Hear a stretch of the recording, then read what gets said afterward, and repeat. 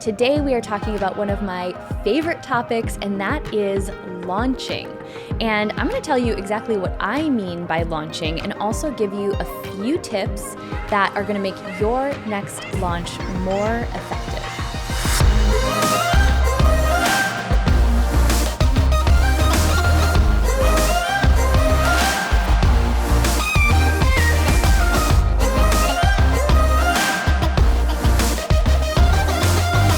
Welcome back to the podcast.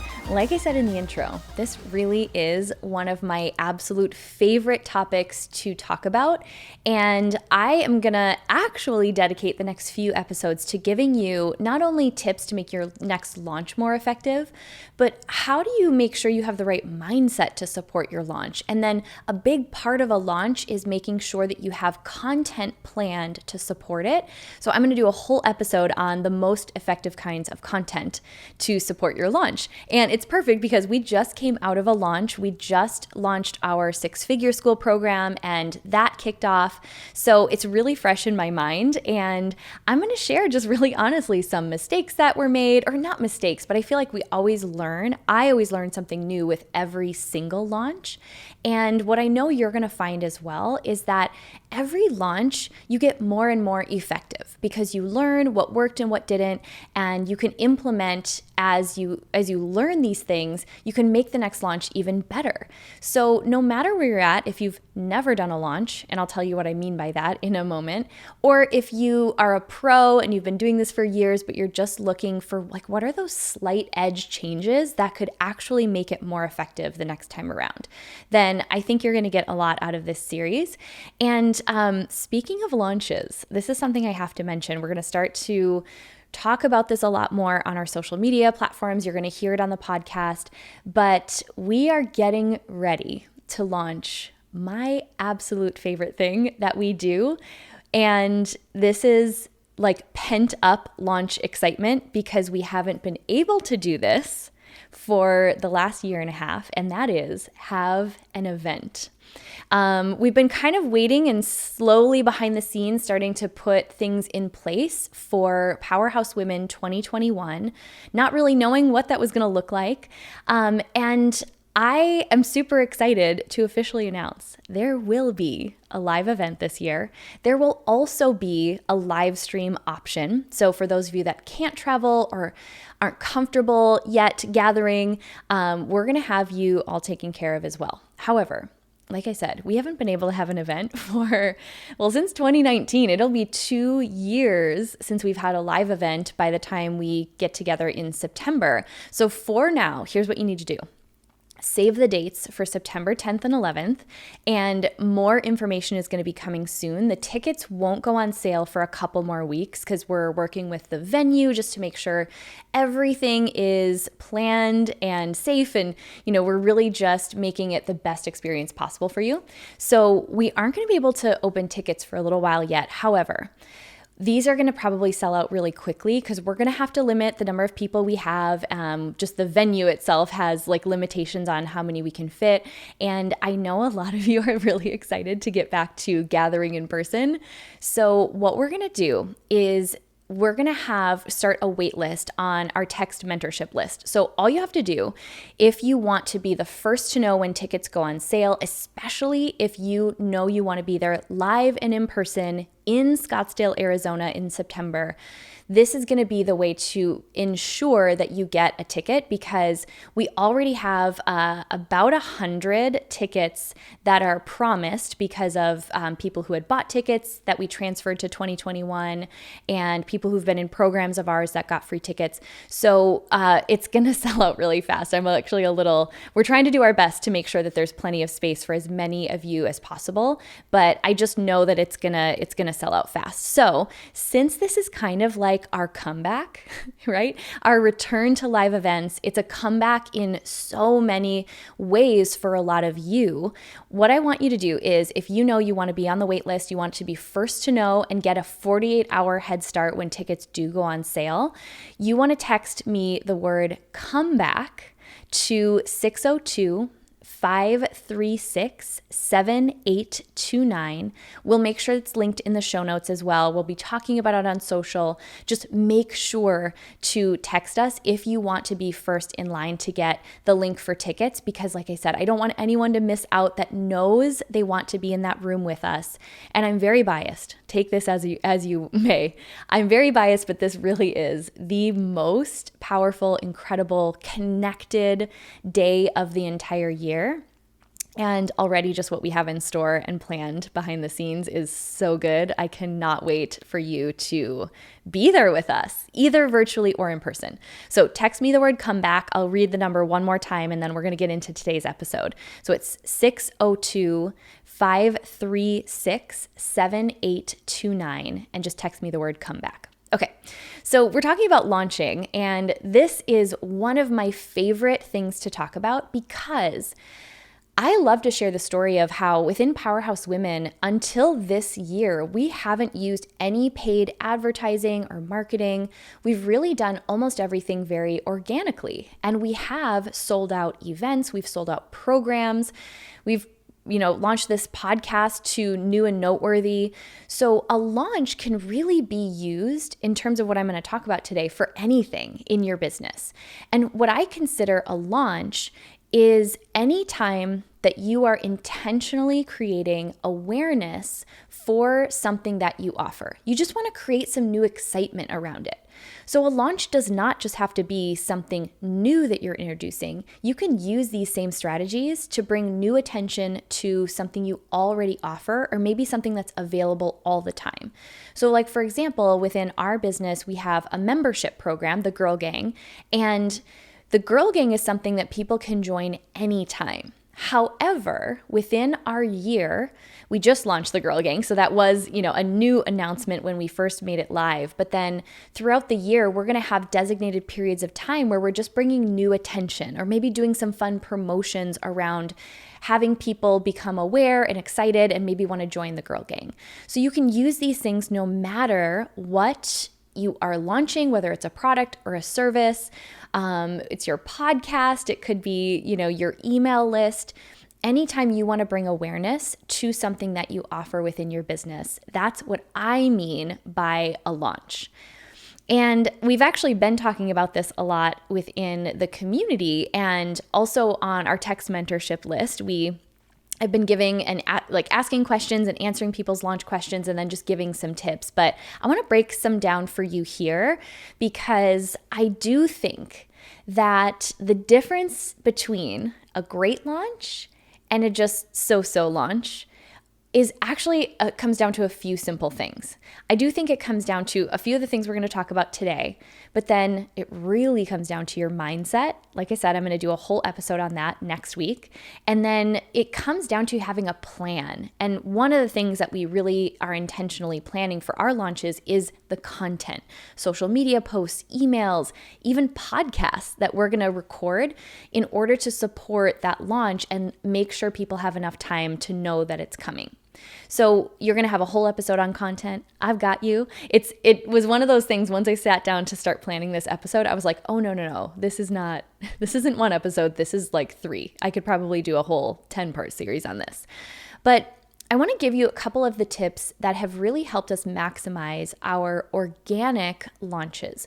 So remember back to when I said, Powerhouse Women until this year has never run ads or really done anything in terms of paid advertising or marketing. So everything that we've sold out and the launches that have been successful so far have always been organic. So no matter the size of your audience, and that's, I guess, the other thing to mention is that we had a really small audience in the beginning too. So don't use that as an excuse. Don't think that if you have a small audience, you can't have a successful launch. That's not true at all.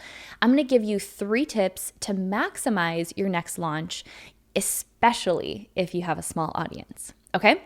So the first one is you really have to ask yourself a few questions. So you have to know and really think about the person that you're launching to, the person that you want to become aware of the thing that you're launching. And you have to ask yourself, what's going to be the most effective way for me to show this person why they need what I'm launching? whether it's my podcast, my email list, my product, my service. And it really does come down to what it is that you are offering, what your launch is centered around. So for example, if you are a coach or a mentor, doesn't matter what kind, if you're selling a service and that service, it depends on the person trusting you, knowing that you're the authority in your area of expertise. And really, maybe you're asking for a higher price point in terms of investment. It's something where you're going to have to know that building trust and authority as part of that launch and really leading up to the launch, possibly for a long time, is going to be really critical to making sure that launch is successful. It's not that your launch isn't successful if someone isn't buying right away. They might just be sitting back and going, gosh, I don't know, I just became aware of you. I want to see a little bit more of your content. I want to get to know you a little bit more in your style as a coach. So just remember that you demonstrating authority and you showing that you really are the person who can solve the problem that they have is crucial if you're launching and selling something that requires someone to have a lot of trust in you in order to say yes. Now, on the other side, let's kind of stay with this question of what's going to be the most effective way to launch what I'm launching? And the second thing really is, if it's a product, we have a lot of product-based businesses within Powerhouse Women. How can you show someone that product at work in their life? And I'll use this as an example. I don't know if any of you have fallen prey to this, but when I see a really well done Instagram ad, and again, this is just something that is more of a targeted ad. You could do this organically on your social profile. If I see, especially now I'm in my late 30s, if I see someone using a cream to make them have less wrinkles or, a makeup, a concealer that makes them look less tired, and I see that demonstrated really well, I bet some of you have fallen prey to this too. I'm all of a sudden I black out, and before I know it, this item is in my shopping cart. I'm on my phone and buying something I didn't even know I needed. Because certain things, if you have a product that requires demonstration for someone to really understand what it can do for them, that's something you want to build into your launch strategy.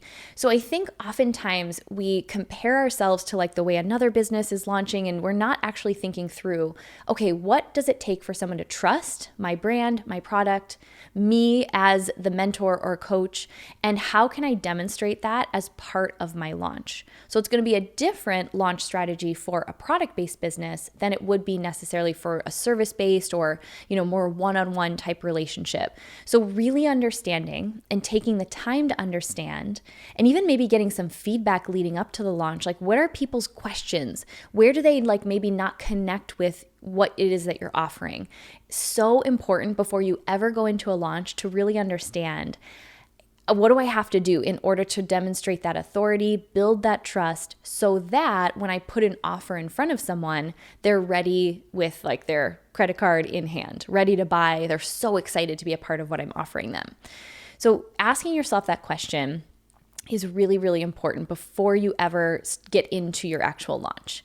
But let's talk a little bit about what's most effective and some of these small tweaks that can really make all of the difference in a launch when you're planning it out. So now you're in your actual launch, or this could just be something that you plan ahead of time too.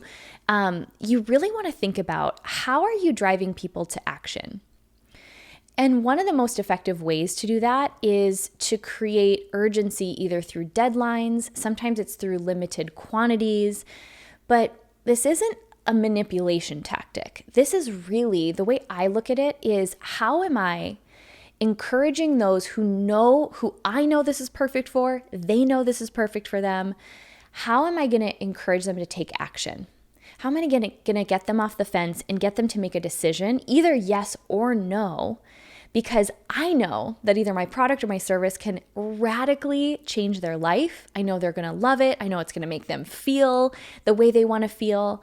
And so by setting deadlines or creating urgency through limited quantities, or, there's a lot of different ways to do it, it really is doing them a favor. Because if you know getting your product or your service or your message into someone's life is going to benefit them and that you can really help to solve a problem that they have, then it's actually our job, it's our duty, we're responsible to create the right environment for them to make a decision. And I really do mean it. The decision can be either yes or no, but to get people to take that next step and take action. So one of the most effective ways to create urgency is to think about creating deadlines. And this is especially, I think, a little tricky in our minds when we have a product or service where, let's use our membership, for example, it's always available. Well, what we can do there is we can create certain times of the year where we are doing more of a launch, we're inviting new people in, and we can create time-sensitive bonuses. Okay, if someone joins within this time frame, maybe they're getting a bonus and it's not available to anyone else, and it's not available to anyone who joins after that date. So think about what's going to really be that thing that pushes someone over the edge. Is it a time-sensitive discount? Is it a limited quantity, and once these products are gone, we're not going to be replacing stock? Think about what naturally makes sense within the thing that you're launching, and what is going to, even for you as a buyer, what would actually encourage you to take action or make the decision, even if it is a no, that you're not going to buy faster. So we want to really create the right environment that keeps pulling the right people in and having them lean in and still consider, like, okay, yes, I think this is for me. Let me research a little bit more. Let me learn a little bit more about this person. And then a well-timed and well-placed deadline, or, another way of creating urgency, is the perfect way to get people to make a buying decision. And that ultimately is the biggest act of love that we can do, because if you know you're going to really change someone's life by having them say yes to your offer, it's our job to create the right environment for them to do so and make that decision. So I love to use that example. We are always kind of playing with different ways of creating deadlines within our offers, and each time we'll experiment with a different one. So like this time with our 6-figure school launch, we did some time-sensitive bonuses and special calls that people got to be a part of, and then we just really look at the data, like which ones actually had the effect that we wanted. And if it didn't have the effect that we wanted, no problem. Then we just go back to the drawing board, and maybe we'll experiment with a different bonus or deadline the next time around until we find really the combination that works and supports our ideal customer the best. So I love that. And if you haven't already thought through how you're creating different deadlines and bonuses within your launch, I highly recommend it, because the last point, and this is even going to kind of be a teaser for next week when we talk a little bit about mindset, is to realize that throughout your launch, depending on how long it is, which again is going to completely depend on what it is that you're launching and the environment that you want to create, realize that there will naturally be ebbs and flows. So I think it's really important to kind of have a plan to keep enthusiasm and buzz really high throughout that launch period. So this is tip number 3, because if you start to notice that, like maybe right when you make the offer and you open the launch, let's say you're planning to really drive excitement around your course or your product or your service for 2 weeks, and maybe you have a couple of sales right away because you have an amazing bonus for people who take action really fast, and then you feel like it's crickets. I know how tough that can be. I've definitely been there before, where you are like, wow, okay, no one else is buying. What's wrong with me? Do I suck? Is this going to fail? The mindset piece, that's why we're going to dedicate a whole episode to it, is so important. But part of what we can do to set ourselves up for success is actually plan out, what are you doing and what are you putting in place to keep your energy and excitement high throughout that launch period, and keep your audience's attention and keep their excitement for what it is that you're offering. So some examples for this can be, You can do little celebrations throughout. So if it's a product-based business, maybe like you're doing giveaways throughout the launch period. And so every couple of days you're announcing a winner and a giveaway and just keeping that energy and excitement high. Maybe for a course launch or a program launch, you are doing special bonus calls or trainings where this is something I love to do. I love showing up and training live, and especially for a course or our mastermind where someone really does have to kind of get to know me and our community and feel if it's a fit for them before they make the decision to buy. I love to show up live and do free trainings just because it kind of hits on both of those. It gives me something to be excited about and to keep promoting toward. And then it also gives people that opportunity to experience my style of training or a glimpse of the program that we're actually launching. So for me, this kind of is the same whether it's a shorter launch, which I consider like a week to 2 weeks being kind of the ideal launch period, or take something like an event, right? So I talked about the event at the beginning. We typically would be launching tickets and selling tickets for an event for sometimes 7 to 9 months. So over that period, I like to create almost like mini launches within however long the launch period is. And it really helps me to stay excited and give people something new and fresh. I like a new way to talk about whatever it is that I'm launching instead of just saying, hey, have you signed up yet? Have you bought your ticket yet?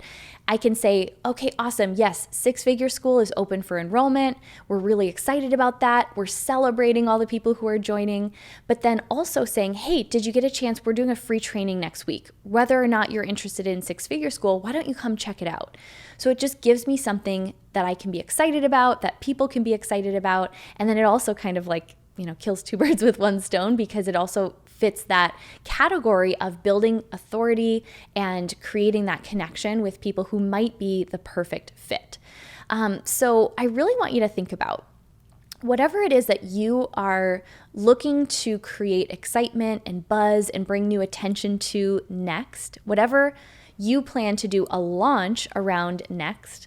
I really want you to take some notes, go back, listen to this episode with your specific launch or your product or your service in mind. And I want you to look at where could you just slightly tweak what you've been doing in your launches in order to get some new results. And maybe it is you realize, gosh, okay, I haven't really been demonstrating my product and how it could look in someone's life. Or maybe I'm a coach and I haven't really been showing up and doing these trainings for free, giving value for free in order for people to really build that trust factor. Maybe you realize that you haven't been effectively setting different deadlines and bonuses throughout the launch. Maybe you're just waiting until the end and then you have just one deadline. Multiple deadlines is always something that we do, and it really makes a difference in our launches. So look to see where you can tweak that. And then just really look at how are you keeping your energy, your enthusiasm, your excitement high. Because if you are genuinely excited and your energy is great throughout your launch, people are going to feel that. So like I said, come back next week. We're going to do a whole episode on the mindset around a launch. This is really fun to talk about, and it's so important. And then don't forget, if you want to join us at Powerhouse Women 2021, text me the word comeback to 602-536-7829.